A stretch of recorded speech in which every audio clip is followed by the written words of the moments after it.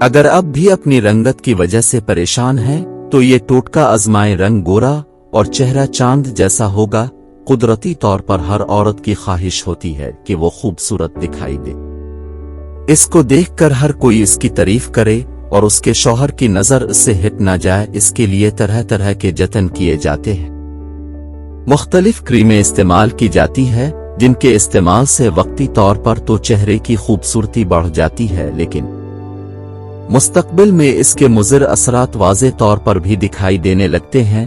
چہرے پر داغ، دھبے، دانے، کیل مہاسے ان کریموں اور ادویات کی وجہ سے پیدا ہونے لگ جاتے۔ کچھ خواتین فوری حسن کو نکھارنے کے لیے بیوٹی پارلر کا رخ کرتی ہیں، جو وقتی طور پر تو ایک اچھا نسخہ ہے اور ایک اچھی ترتیب ہے کہ جس کی وجہ سے خواتین کے حسن میں اضافہ وقت پر ہو جاتا ہے، لیکن اگر مسلسل بیوٹی پارلر کا رخ کیا جائے تو اس کی وجہ سے نہ صرف اب کے اخراجات زیادہ ہوں گے بلکہ اس کے ساتھ ساتھ بیوٹی پارلر میں استعمال ہونے والے مختلف طرح کی کریمیں بھی اثرات کرتے ہیں جو بازار میں موجود کریموں کے ہوتے ہیں۔ اس لیے آپ کی خوبصورتی کو نکھارنے کے لیے دیسی اشیاء استعمال کرنی چاہیے کہ جن کے مضر صحت اثرات نہیں ہوتے اور اس کی وجہ سے پیدا ہونے والی خوبصورتی بھی دیر پا ہوتی ہے۔